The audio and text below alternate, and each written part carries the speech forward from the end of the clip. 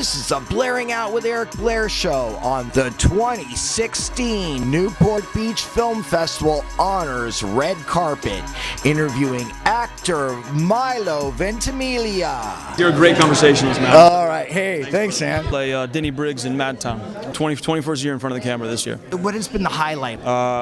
Every day still being able to be in front of the camera, having people that believe in me to bring their material to life, you know, so I can't pin one specific moment so much as thank every day that I'm able to be an artist and be around a lot of creative folks. How have you seen the industry changing? I mean, you know what, the nice thing about where the industry is now, it doesn't, there's more opportunity given digital content, digital media.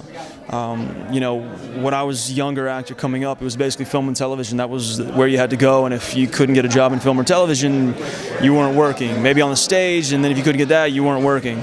So I think this kind of big boom where you have a lot more television shows that are built for digital or movies that are built for digital, as well as traditional film, television, all that, the business has changed in a great way. Do you think it's working for you because you're already an established actor, and it may not be working for people that are trying to break into the industry because even though there's this YouTube and everything, the ocean is getting flooded with actors and people that are performers to where it's like you've already reached a certain level of success where these other people are like, I can't compete with this guy. No, the funny thing is, I still feel like I'm at the beginning.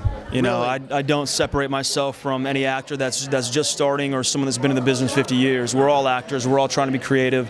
I try and support and inspire and give passion to anybody that chooses to be an artist. You know, for me, I think I like to open the door a little bit wider if I can for anybody else that wants to step through, because there's plenty of room.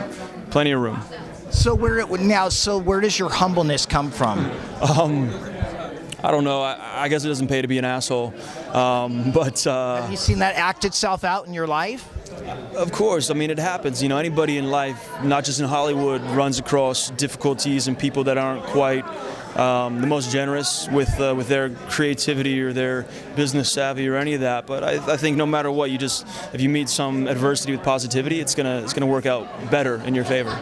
Have you seen people reap what they've sown in this industry? People that were evil to you and mean when you were starting out, have you seen them reap the whirlwind? Sow to the wind, reap the whirlwind. I mean, I think, you know, if you put positivity out there, it's going to circle back to you. If you put negativity out there, you may be successful, but you may be unhappy. Who knows? I try not to worry about where anybody's negative attitude or attention or maybe possibly malicious nature leaves anyone. I just try and be positive and fun and enjoy the time that I get to just be an artist. But how do you stay immune to that when it's going on around you? If you're in a circus, how do you stay immune to the clowns? I think I try and find, you know, the positivity, you know, and look for the positivity and be attracted to the positive side of things, as opposed to there's always bad stuff in life, you know. You move past it, you move through it, and if you need to, you move around it. Do you think there's a level of discipline that you have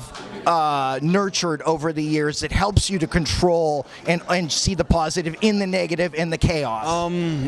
You know, that's just the way that I live life. Really? Is that a parental thing? Did your parents My parents are amazing people that raised my sisters and I, you know, with love and hugs and inspiration, just to be a good person. See, I think those cuddles help. No, they do. Let's face it, man. They do. But it's also, the funny thing is, you know, if I ever play an evil character, my mother gets very worried that I experienced something in life that made me be able to pull off playing a serial killer or someone who's, you know, malicious toward people. But really, it's like, no, I'm an actor and I'm creative and I get to expand my mind and my emotions as much as I can when the cameras call action and before they call cut. But what about, isn't there a certain part of you that you take when you go to bed at night and you play a serial killer or somebody that's evil? Isn't there a part of that lives inside of you? Yes. No, there absolutely is. And usually what I do, depending on who I'm playing, I try not to expose people to that raw nerve, and I try to leave those men on set. So are you method actor? I don't think there's any kind of method to anything that I do, nor do I think there's any kind of Stella Adler or, you know, anything. I'm a student of life. You know, I look at the words on the page, I listen to my directors, I look my other fellow actors in the eye, I listen to what they're saying, I try and feel whatever they're feeling, and then be the best, most honest, raw representation of whatever I need to for the character. The death of Prince, how did that affect you? Heartbreaking.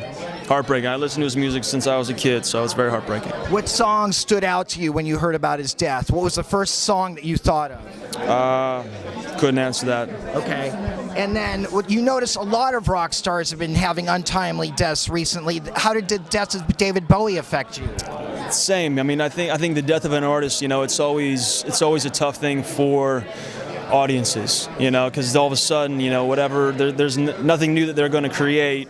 You know, it's unfortunate, but it's life.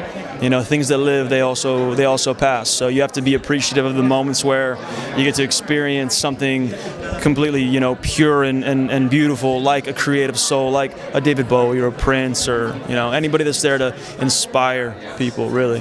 The Blairing Out Show.